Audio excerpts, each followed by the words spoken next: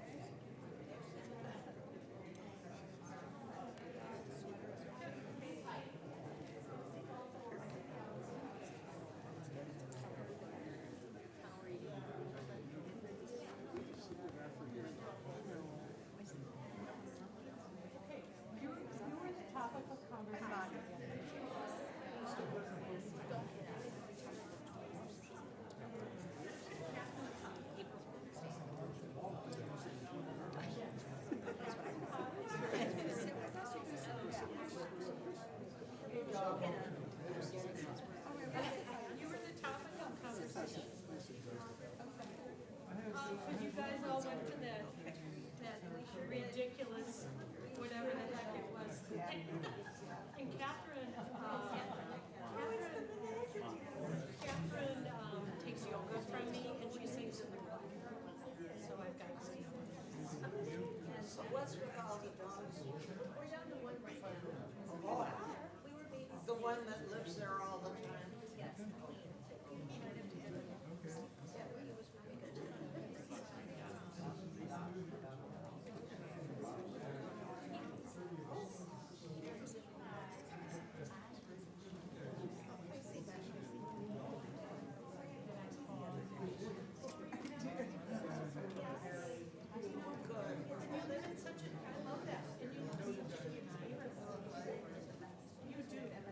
I do too.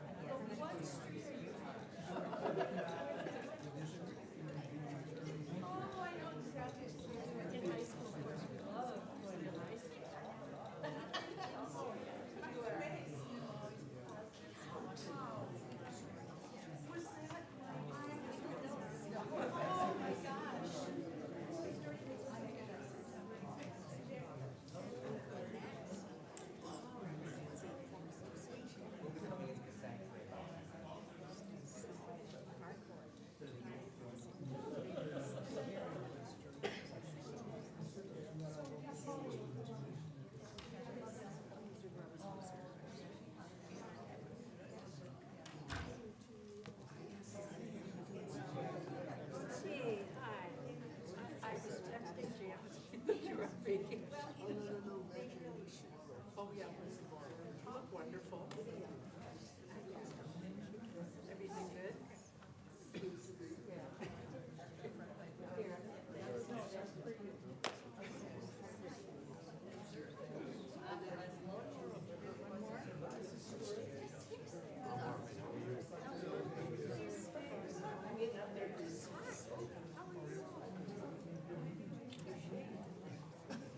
I know it's from you, but I do clean up every once in a while. Where's Steve? Over here. Jan's coming? Did you enjoy the play?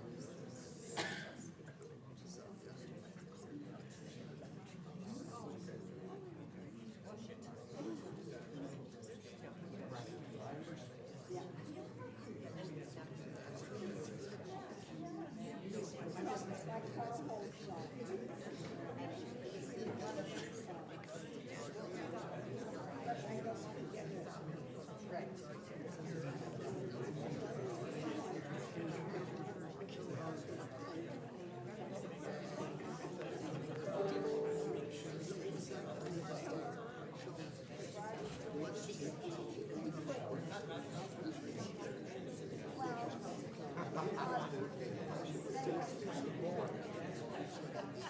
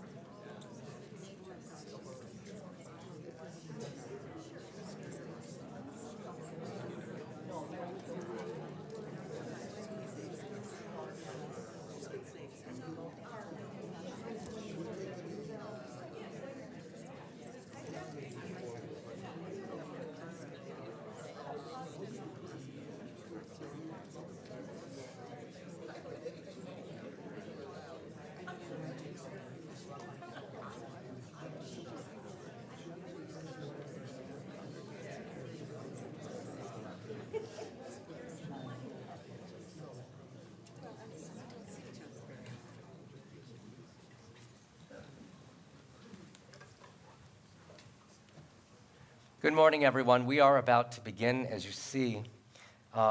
Just a couple of words, a couple of requests. If you have a mobile phone with you, and I'm going to do the same right now, as a matter of fact, if you have a mobile phone with you, please be sure it's on silent. You do not need to turn it off, but just make sure it's on silent if you don't mind.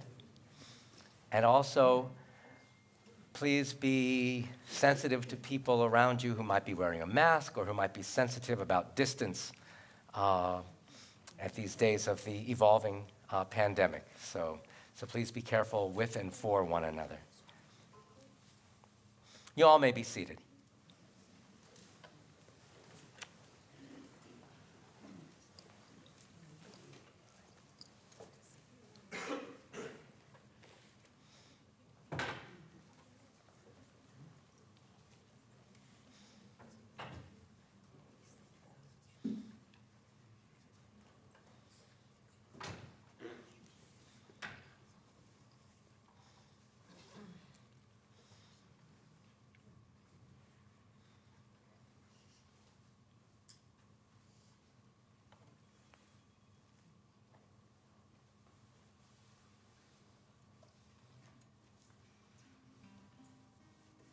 As we gather in this place, whatever we might be bringing into this room with one another, memories and sadness,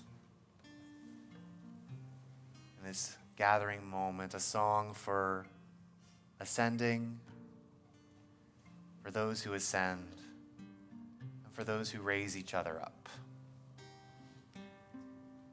Shir LaMa'alot Esa enai el heharim me'ayin yavo Ezri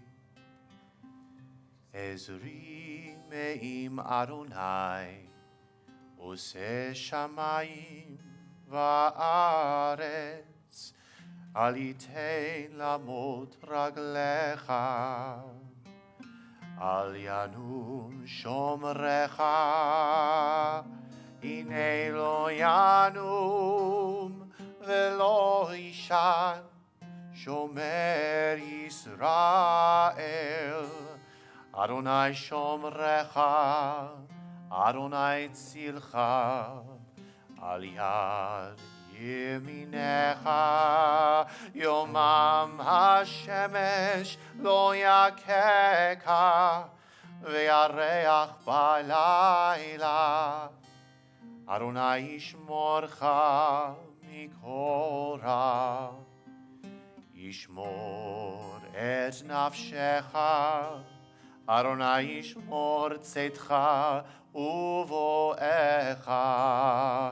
me'ata ve'ad olam.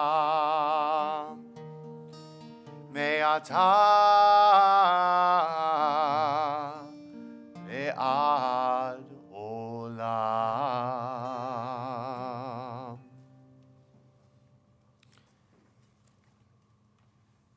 The 121st Psalm, a song of ascending. I lift my eyes toward the mountains. Where will my help come from? My help is from the eternal God, maker of heaven and earth. God will not let your foot stumble. Your guardian does not slumber. See, the one who watches over Israel neither slumbers nor sleeps. The eternal is your guardian, your shade at your right hand. By day the sun will not strike you, nor the moon by night. The eternal will guard you from all harm, guarding your life, guarding your going and your coming, now and forever. Good morning. Sandy, this is a difficult day for you and your family. Howie is with us in spirit, and Howie's presence is so vital to us. And for your family, which has a long history here at Temple Beth El. For some of them, they were here many years ago. For some, they've been here recently. For some, they have a connection here. And if you don't have that connection, that's okay too. But that's because we just want you to know that this family, that Howie and Sandy and all whom they know and love, have a connection here and have this as one of the anchors of their lives here. And we have a sense of the difficulty of this day for you all, as family, as friends, as companions, as consultants, as business partners, as colleagues in the legal community. Yet there's one thing that we do know. We do know that Howard's compassionate and joyful spirit, which he now bequeaths to us and which brings us to this moment, that can provide us an example of how to live our lives in the future. We might find it difficult to accept the fact that life has boundaries. But of course, that doesn't mean that love has boundaries. And it's that expansiveness, it is that beauty, it is that enveloping sense of affection, I think, that endears us to you at this moment.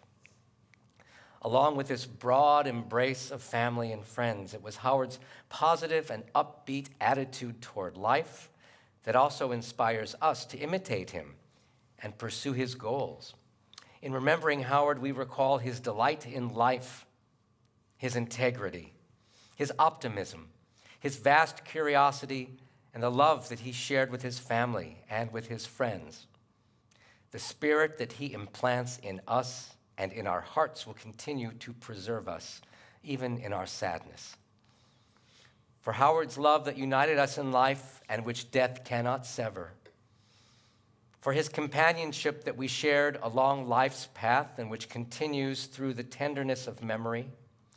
For the gifts of his heart and mind that brought us joy and happiness and are now a collection of precious remembrances. For all these and more, we offer gratitude to the source of life and to the source of joy in him and in us. At this time of sadness, we listen to the voices of our sacred scripture that brings us the ever-new message of God's nearness. It tells us of our kinship with the Creator in life as in death, as light as in darkness, and in joy as in sorrow.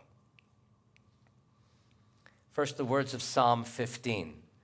I think you may hear part of Howard in this psalm. A psalm of David. Eternal God, who may exist in your presence, who has the privilege to dwell in this world you have created? They who live without blame, who do what is right, whose hearts acknowledge the truth, whose tongues are not given to evil, who have never done harm to others or borne reproach for their neighbors, for whom cruelty is repugnant and who honor those who fear God, who stand by their oaths and do not retract, even to their detriment, who have never lent money at interest or accepted a bribe against the innocent. The psalm concludes, they who act in this way shall never be shaken. And now the 23rd Psalm, which we'll offer in Hebrew and then in English. Mizmor leDavid, Adonai ro'i lo echsar, binot desheyar bitzeni, al mei menuchot yinach aleini, nafshi yeshovev yancheni v'maglei tzedek l'ma'an shemo,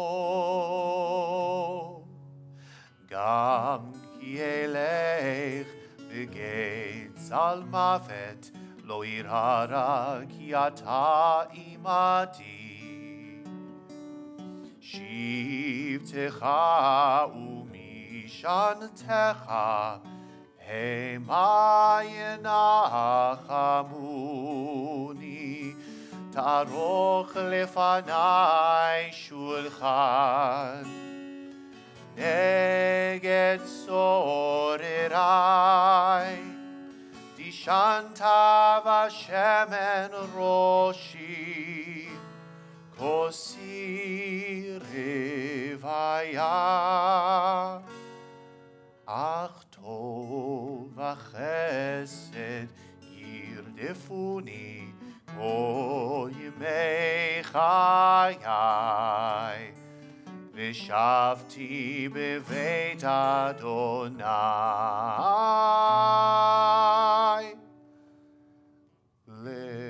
Le'orech Yamin.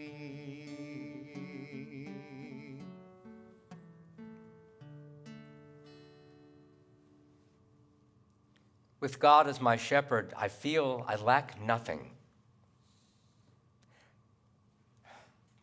God makes me lie down in green pastures, leads me beside still waters, and restores my soul. God leads me in paths of righteousness for the sake of the divine name. And even when I walk in the valley of the shadow of death, I will fear no evil, for you, God, are with me. Your rod and your staff of discipline, they comfort me. You set a table before me in the presence of my enemies. You have anointed my head with oil. My cup overflows. Surely goodness and mercy shall follow me all the days of my life, and I shall dwell in the house of the eternal God forever. And these words are from Ecclesiastes chapter 3. For every pleasure and disappointment there is its moment. A season is set for every experience under heaven. A time to be born and a time for dying. A time for planting and a time for uprooting. A time for slaying and a time for healing. A time for tearing down and a time for building up. A time for weeping and a time for laughing. A time for mourning and a time for dancing. A time for throwing stones and a time for gathering stones. A time for embracing and a time for avoiding embraces. A time to seek and a time to lose. A time to keep, a time to discard. A time to tear apart and a time to mend. A time to remain silent. A time for speaking. A time for loving and a time for hating. A time for war and a time for peace.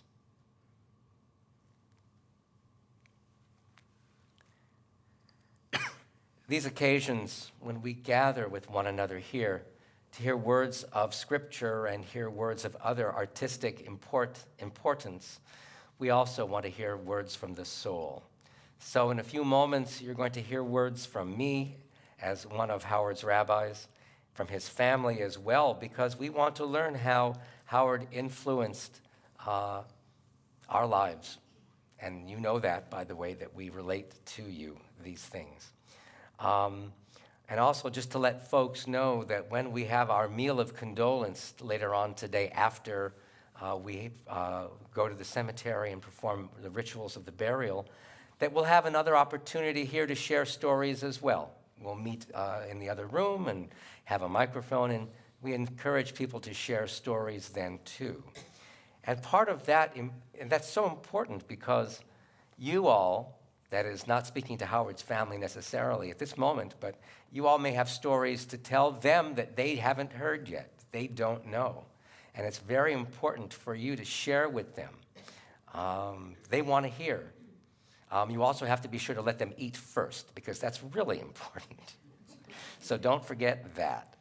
But aside from that, please be with them in this day and the days and weeks and months that follow. Allow them to feel your closeness, and allow them to feel your love, because that's going to be the way that they know that they remain connected to this community. Even though the sharing of those stories could bring some tears, even though the sharing of stories can bring some laughter, all of that is important to enrich the memories of Howard that we have over the next period of time that we remember him, which will be forever in each of your hearts and in each of your minds.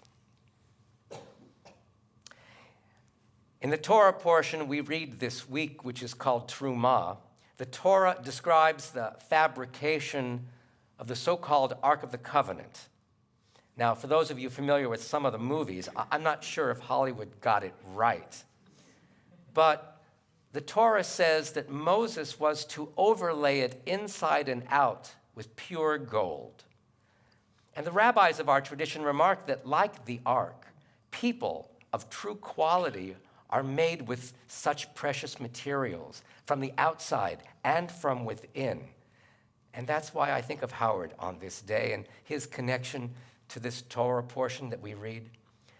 Those who know him and his strengths, his joys, his passions, his curiosities, his music, and his almost eternally youthful and optimistic view of life, they would surely agree that from the inside out, Howard is someone who is valuable, strong, and eternally beautiful. His bright and optimistic approach to life is a clue to his even truer colors. He had an amazing ability to connect to people all around and through his empathy quotient. When he saw someone hurting or affected by events that surrounded them, he immediately came to their side, offering a listening ear and wise counsel. He was emotionally aware of everyone and wanted people to know that he truly cared about them. And along with his empathy and his touch, he had good solutions to their issues. He seemed to have an endless, eternal database of facts, leading to constructive ideas, offering what he could to people in need and made suggestions on ways they could solve their problems. He could relate to people and to anyone accepting of people from all backgrounds. It didn't matter to him where you came from. His passion for ideas and knowledge, I'm told, came from his mother, too, who had similar intellectual and capacities of knowledge and curiosity. So Howard was inspired by that mother figure in his life, that thirst for learning, I think it was called. Early on in his life, in his college years, he shared with her even a passion for physics, the why of the universe. But eventually he found a more comfortable niche in economics, and then pursued a law degree and served the legal community here in Wisconsin with distinction. But he still maintained an intellectual curiosity for almost any subject in the world. He read books of science fiction and other fiction, and many nonfiction books that provided insight really into the nature of humanity. He stayed amazingly current in many fields, never letting his ideas or his opinions grow stable. Of course, like many of us, he did have his firm opinions on matters social, intellectual, and political, and he was always willing to listen to other people. Yet he was passionate. He was a passionate advocate for his causes, always keeping his ideas, again, fresh and supported with new information, new evidence in the world. Foremost in his life was his 62-year marriage to Sandy. How did two such extraordinary people find one another? This is the story that I heard. Many years ago, Howie's parents owned one of the private dorms at the University of Wisconsin, and that's where he and Sandy met. She was a freshman. She lived at Shepherd Hall, a place that housed 42 girls. And one day, down in the basement rec room, Sandy was rearranging the furniture for some kind of event, and in walked Howie. And his first words to Sandy were helpful and intentional. "What the hell are you doing?" he said. When she explained what she had in mind, and I'm sure you offered them, Sandy, in a very respectful and a reserved way, he offered to help her. And from that day onward, I'm told it was 3 weeks until they were engaged. That's a long time. I mean, yes, not a long time. Sandy's father, of course, naturally was concerned about this new young man in his daughter's life and this whirlwind courtship that they were having. So he found ways within his Jewish merchant network in Wisconsin to check him out, and he finally approved. And the rest, as they say, is history. Howard and Sandy were always in love. They loved each other through all kinds of trials and tribulations, and their marriage, as I said, was 62 years old. She doted on him. She cooked for him, took care of him emotionally and spiritually. She, of course, made his favorite foods like meatloaf, spaghetti, chicken, chili, great comfort foods. And I am told he had a sweet tooth as well. I suspect his family will tell you more about that, perhaps. Howie had a special affinity for things musical. He played the piano and the cornet, and he had a deep appreciation for all instruments. The family relates an apocryphal story that the reason that the marching band tubas have those cloth coverings over the bell is because Howard would use them for target practice to shoot peas into them. I'm not sure that that's true, but the fact that it is part of family lore really relates something about Howard's spirit of fun and playfulness. He would have loved to do that, maybe, right? He loved many pieces of classical music, and this congregation this morning will hear a little bit later during this service a segment of one of Howard's favorite Beethoven pieces, the Moonlight Sonata. Not only did he like this piece, he loved to play it on the piano to relax and help process his thinking. He was a poker player, a bowler, a golfer, a tennis player, a fishing person, a boater, and anything else that included a lot of physical activity. Sandy and Howie loved to travel, and their journeys took them to, among other places, Israel, Amsterdam, Alaska, Singapore, Japan, Vietnam, Australia, New Zealand, Portugal. Half of his mother's family, in fact, when leaving Germany in the 1800s, made their way to Australia. So visiting there, of course, it seemed quite natural to contact them and be in touch with them and to visit their family there. Their time in Sanibel Island, which increased over the years, began with a one-week timeshare purchase, but enabled them to develop a foothold in that beautiful place during the winter months. He had his causes, of course. He perceived early on the prejudices inflicted against women in the academic, the economic, and the legal professions and spoke out against them. He saw intolerance against people of color and fought mightily against the bigotry that he encountered. He understood a simple truth, that each person, regardless of background, needed to live up to their potential, and that each of us need to promote the idea of human equality and progress and joy. I think many people know and appreciate the fact that Howie had a firm commitment to Jewish community life and its preservation. For Howard, according to his family, being Jewish was simply part of his DNA. That is simply who he was. His father, Mark, emigrated from Russia to escape persecution of the Jews there.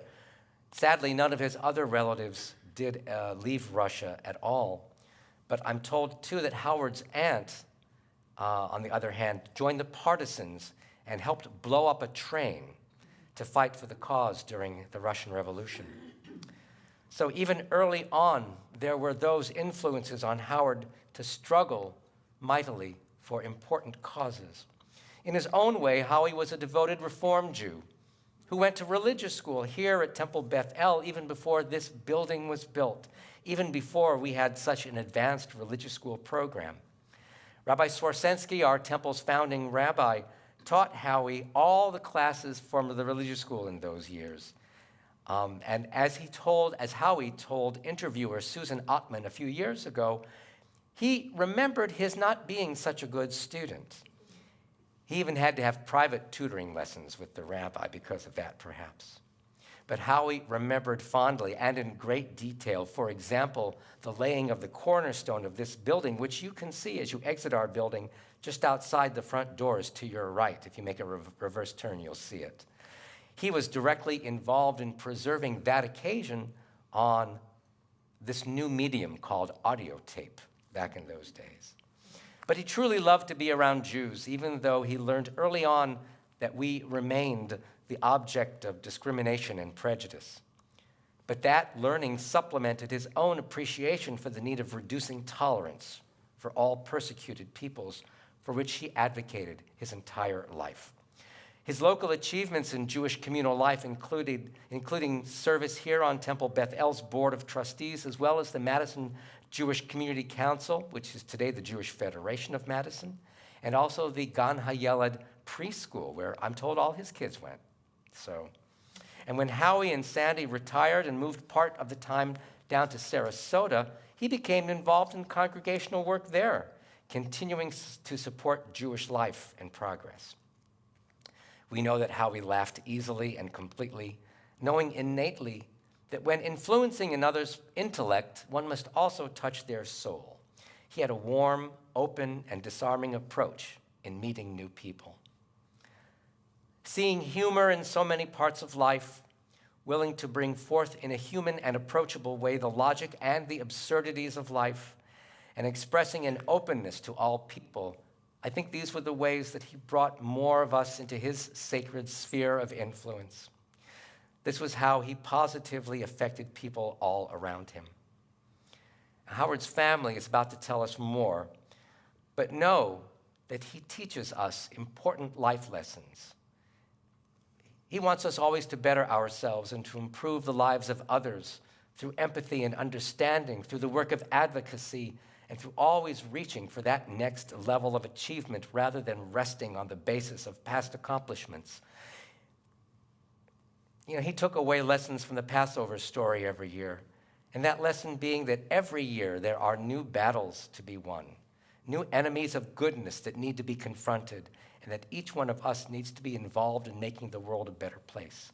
He continues to teach us these lessons today through the passions he exhibited, through his work, through the caring way he approached his friends and family, and through his extraordinary love of life. We learn how to live and love and how to advance the cause of human liberation so well. That gold, whether it's on the outside of Howard or the inside of Howard, may that gold never tarnish and should always shine to us as a beacon of light, telling us where to go, how to move through life, and influencing us always. May his memory always be a blessing.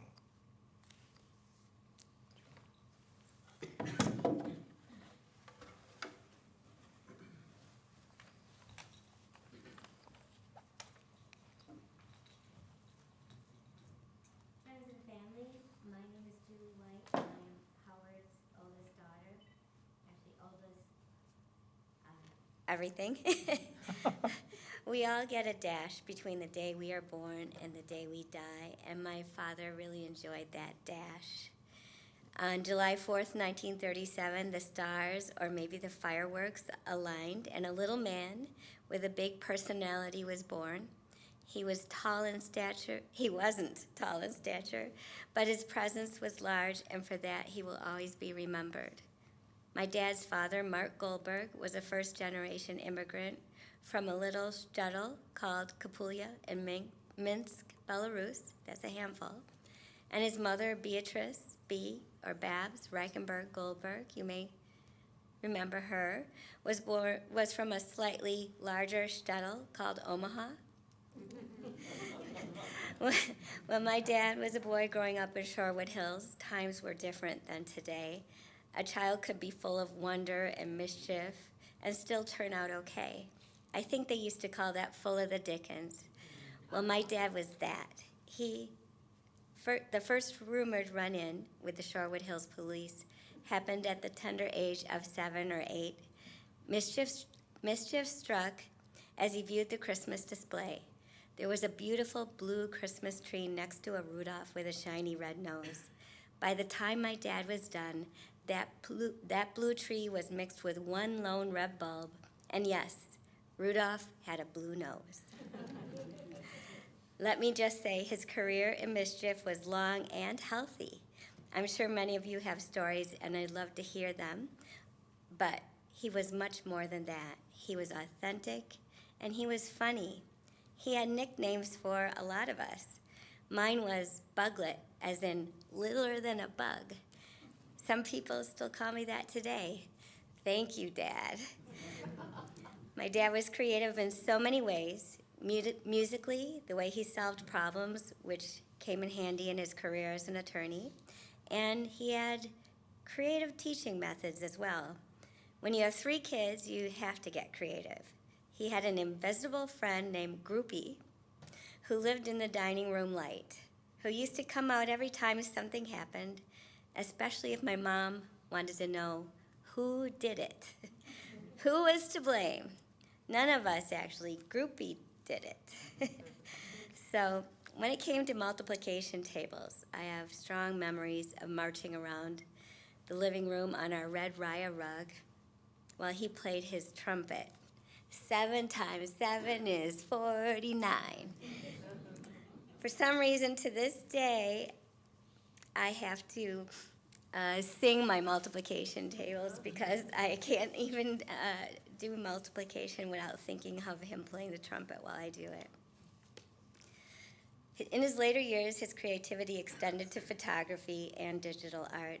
I couldn't stop by the house without there being a piece of art or photography he wanted me to look at and critique. I'm sure all of us know what I'm talking about. He's like, hey, you want to... I have something I want you to look at. We've all been there. As an artist, it seemed he valued my opinion, but honestly, he asked everyone. He wanted artistic advice, but he did what he wanted. That's how he did things. Regardless, we had fun together. My father was a stand-up guy. He was a rock. No matter what happened to each of us, and a lot happened to each of us, he would say, keep moving forward, don't look back, you're on the right path. He was encouraging and wanted us to meet our potential. And yes, his idea of your potential was always very high. So when Dad was diagnosed with terminal cancer, it was beyond hard. There was no roadmap for that. Things moved very fast this time because he did have cancer before. He was a 5-year survivor of pancreatic cancer. It was really hard to know what to expect, but I'm glad I had this time to speak to my dad. I was down in Florida for a couple of months, and I got a chance to speak to my dad about what was important. In fact, I don't know. There are 3 special words my dad loved to say. Where's your mother?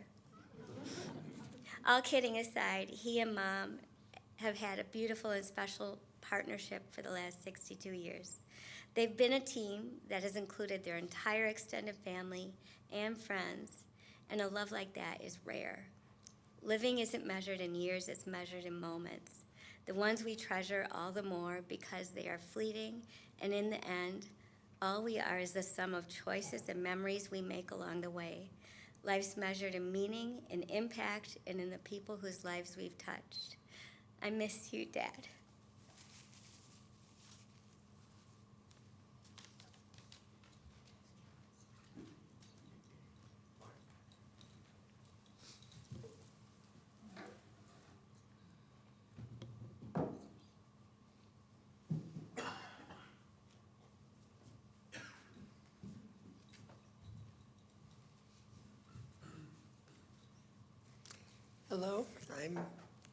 Hello, I'm Mark Goldberg. Number 2, I guess. What can I tell you about my dad, Howard Goldberg? Howie, to most of you. Dad was a force of nature. He drew people to him. You always knew where he was and often checked to see if he approved of what was happening in the moment.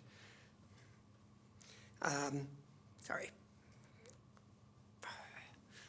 That's why you print these out instead of using the computer. Okay. Approved of what was happening in the moment. Well, at least I did. He was good at a lot of things. His trumpet got him into Pomona as the young father I knew. He was good at bowling, tennis, poker, sailing, boating, and fishing. Aquariums, piano, and a lot more. He was also good at photography. We even had a darkroom in the basement. He was an excellent lawyer. Just a month or 2 ago, he even had a former client call and ask him for advice. I liked it when he took payment in kind. That led to a motorcycle and a pinball machine for us to enjoy. He was an excellent dad. I think he chose to get into computers himself, well ahead of the curve, mind you, so he could have something to share with his teenage son. That worked out well for both of us.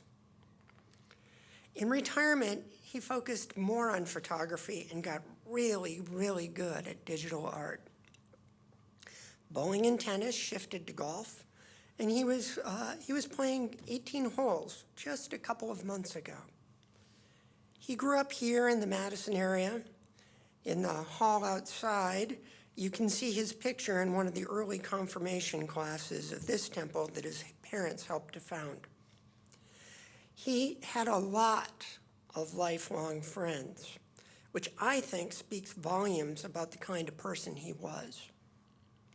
I don't think he was ever a Boy Scout. Mom recently told me he was a Cub Scout, but he lived the Scout law. A Scout is trustworthy, loyal, helpful, friendly, courteous, kind, obedient, cheerful, thrifty, brave, clean, and reverent. But the thing that Dad would be most proud of would be his marriage and family, as he seemingly instantly knew Sandra Ash completed him. And together, they were so much more than Howard and Sandra, or Howie and Sandy to most of you. Dad, I love you, and I wish I could have more memories with you.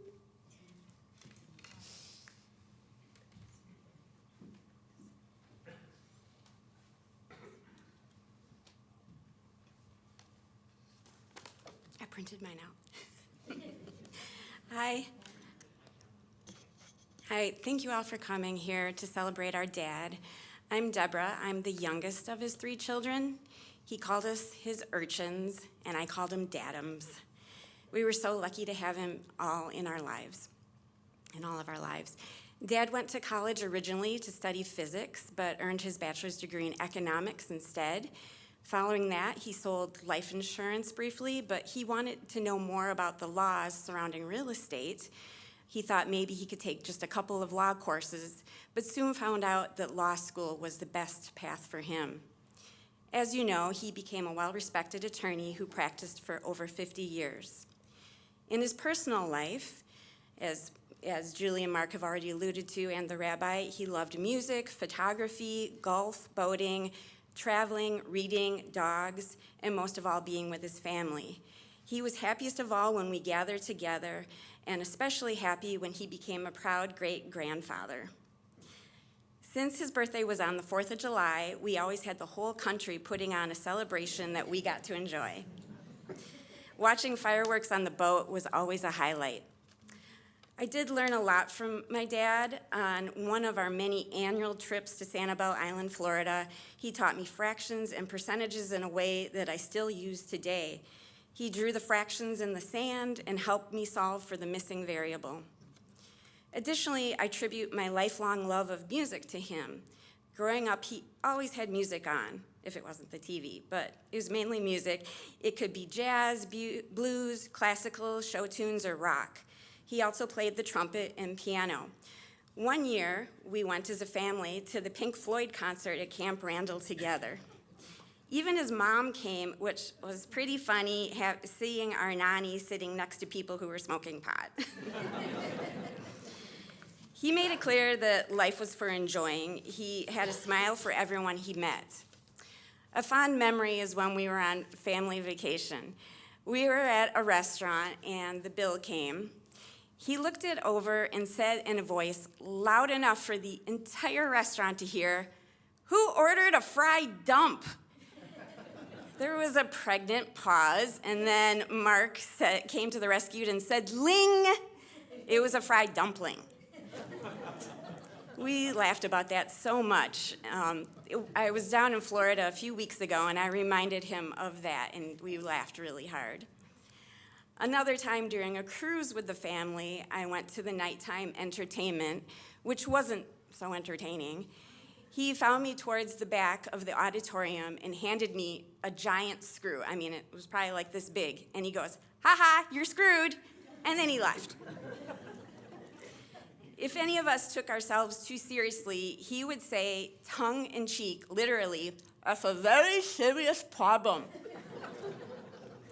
These memories show his sense of humor and how lighthearted he was at times. Dad has a strong devotion to Judaism and the community. He was so very lucky to have had many lifelong friends, many of whom unfortunately have already passed. In his final days at hospice, one of the rabbis in Sarasota visited him. He asked him what his hopes for his family were. Dad said, "Let them do well and have a happy life." I'm confident that if you had asked him, he would say this doesn't apply to only his family. We will miss you all, Dad.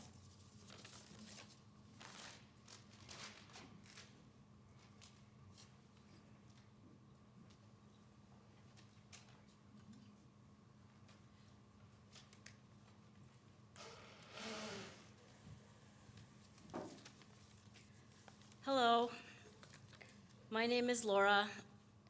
I'm Howie's niece. My mother, Grace, was his sister. Unlike many of us, if you search through old newspapers, you can find mention of my uncle over and over again. The many mentions of his musical talent from high school recitals to the Dixie band he had in college, that he was in ROTC and when he received his undergrad and law degrees, the law firms he worked at and some of the cases he worked on, the temple and state bar organizations that he was a part of, and the many, many more tidbits of his life. As we honor him today, you'll be reminded of the stories you could share about Howie. You might shed a tear or many tears, but I have no doubt you will also smile. Howie could make us smile. A side note, if my mother were here, she would want it noted he didn't always make her smile.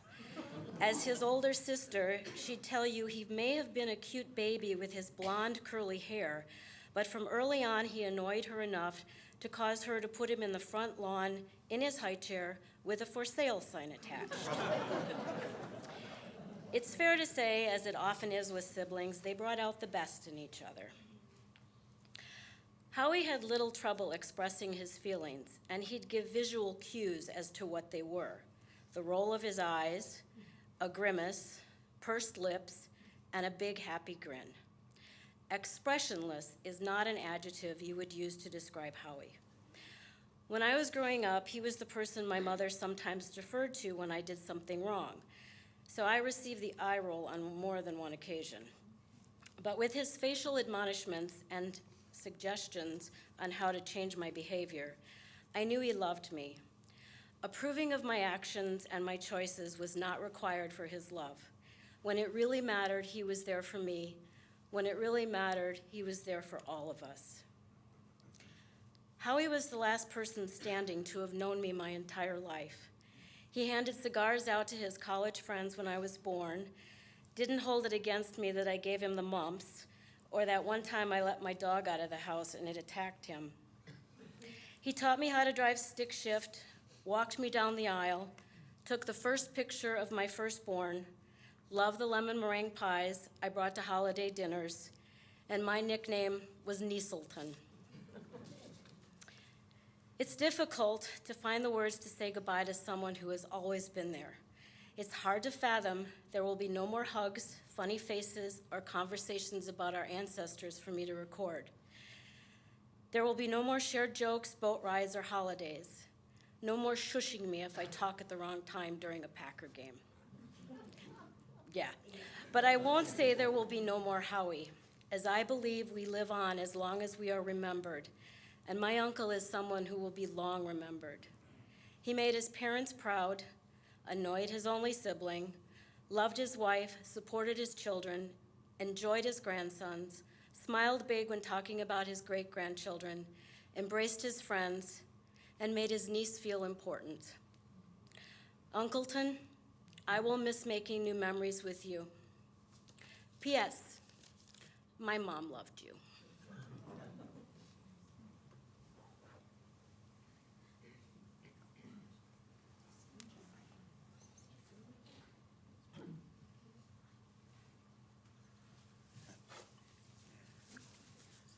Hello, everybody. My name is Josh. I am Howard's grandson. I appreciate everyone for coming out today. I've talked to many of you on the way in, and I hear a lot of you say that you're sorry for our loss, and we appreciate those words. But in a way, for me, it's not very fitting, because I don't think we can ever really lose Grandpa. You know, he's quite a force, and we all hold very, very strong memories of him. You know, we will all remember him in many different ways. For some here, you may remember him as a husband, or a father, or grandfather, or great-grandfather. Some, a very bright and talented attorney, an Army captain. Many of you remember him as a mediocre golfer. And, you know,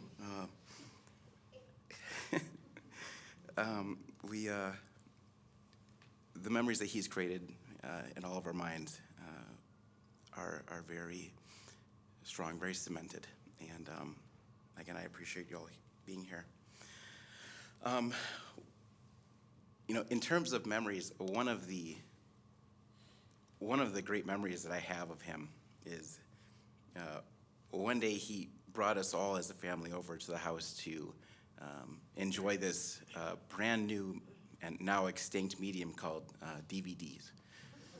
And he brought us all over to watch The Matrix. And during one of the action sequences, specifically when the helicopter crashes into the building, he just went, wow! And you know, did the head bob, and pretty much everyone that knows him will know exactly what I'm talking about. And his face lit up. He's just like, wow! And that it was that smile and that energy that we all know and will miss. And you know, it wasn't just those joyous moments that were memorable. Like you've heard stories before, he was a great teacher. For me, what he did at a young age to help me with my critical thinking skills was he would sit me down at the dining room table, and he would play a game called the coin game. And it's something that I have done with my kids as well. It's where he might say, oh, you have 6 coins and you've got 90 cents. What are the coins? And he'd make me kind of figure it out, and he'd have quarters and nickels and pennies sitting out on the table for me to play with. And he would do this at a very young age. And it was one of the many things that he did for us all to kind of help us. Remember the coin game? Yeah. He's a very accomplished person. And you've heard a lot of those accomplishments up here today. For him, I will share one. He did get a hole-in-one at Odana Hills Golf Course. And he's a very modest person, you know, but I'm going to be his humble brag. He was very, very proud of that moment. He had a plaque on the wall, and for me, it was just one of those things where I think of him because, you know, obviously I knew him in his later years, and he really loved to play, and having that moment of pride for him was very important. But, you know, golf aside, I'd say his most proud moments that I can remember were at some of the weddings that he was at throughout the family that he attended. They would play the marriage song. I'm sure many of you are familiar with it. He would say, all the married couples, come on down for a dance. And they'd play some music and say, all right, anyone that's been married for 5 years or more, stay on the dance floor. Or 10 years, 15, 20 years, 30, 40 years. And it was always him and Grandma. Biggest smiles, slow dance, because they were always the last ones out on the floor. 62 years is it's pretty hard for us all to even really imagine, you know. And you were his pride. It was the moments that I saw him happiest were when he was with you. And so I just wanted to kind of share that with you guys. You know, he wasn't just a great husband. He was a great father, a great grandfather, a great colleague and friend. He was very honest. He was always there for people. Throughout my life, Devin's life, there were times where, we needed him, whether it was through loss or just events of life. And he was always there. He was that father figure. He was that foundation. He was steady. And fortunately, those values that he has instilled in us will remain, and he is not gone. I want to just say thank you to everyone for being here, and this is for Howie. So, thank you. Thanks, Josh. Thank you.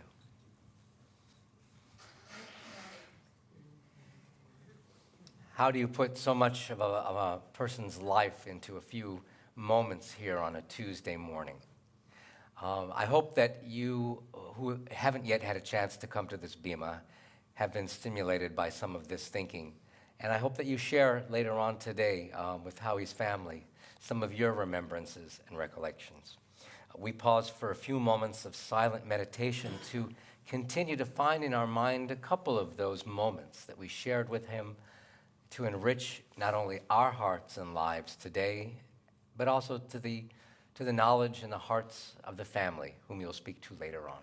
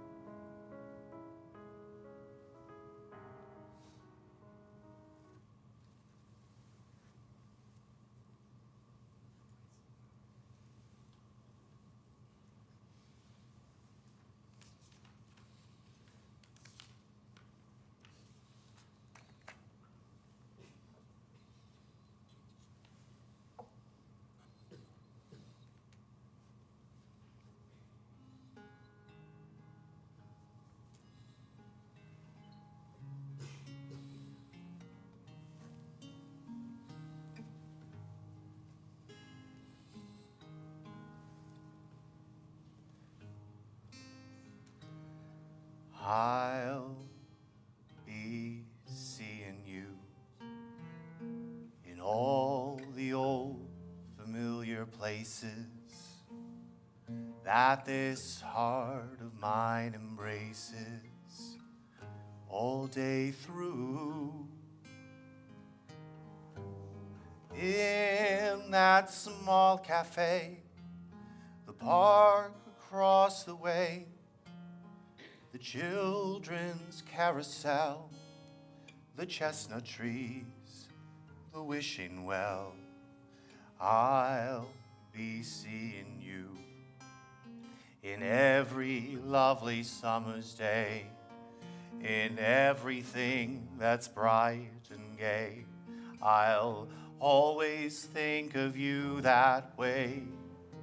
I'll find you in the morning sun, and when the night is new,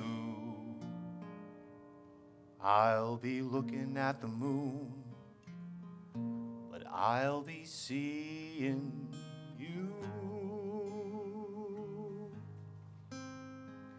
I'll be seeing you in every lovely summer's day, in everything that's bright and gay. I'll always think of you that way. I'll find you in the morning sun, and when the night is new, I'll be looking at the moon, but I'll be seeing you.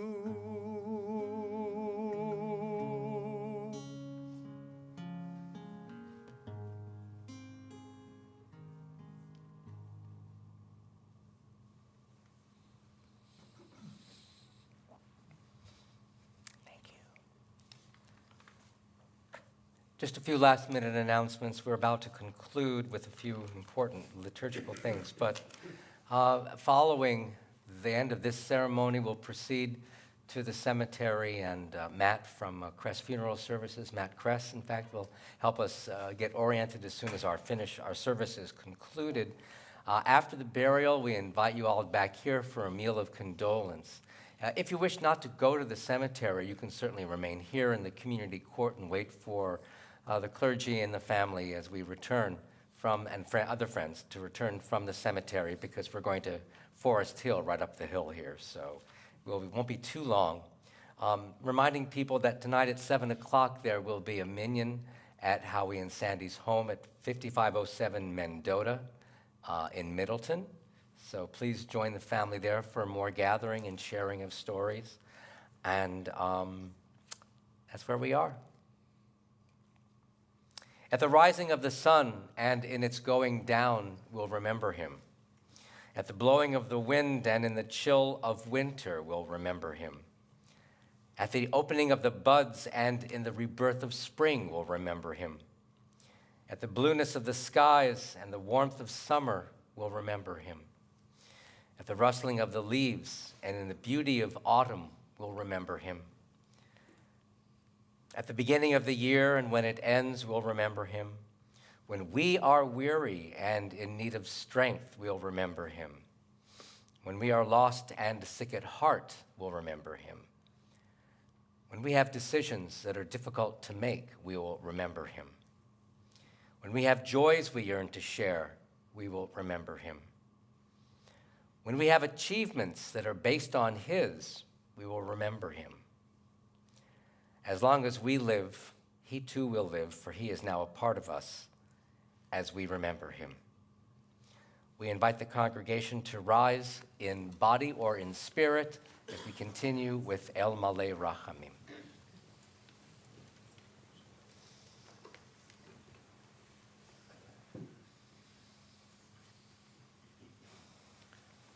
El Malei Rachamim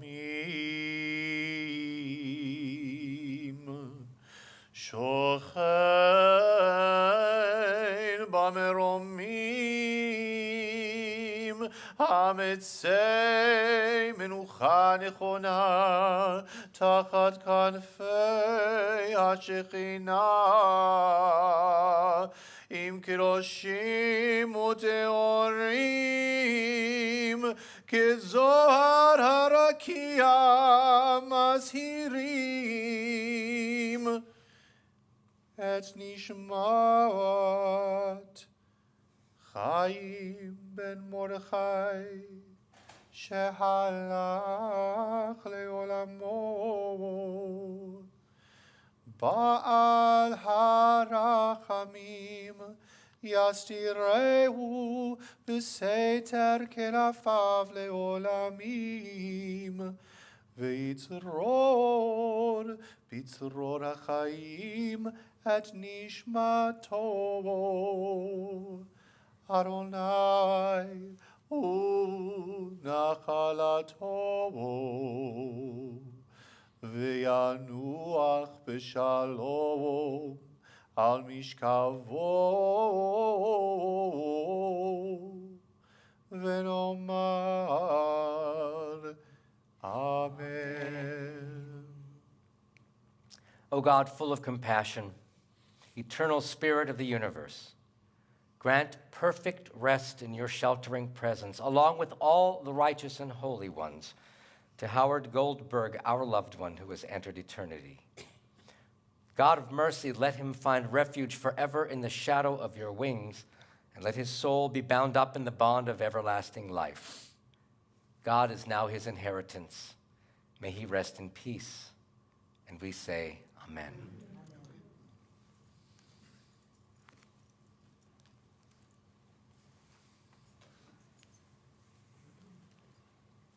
At this time, we're going to be getting ourselves ready to go to the cemetery. If you're parked in the parking lot of Temple Bethel, we'll just ask you to come out onto Arbor Drive. There is an empty side of the street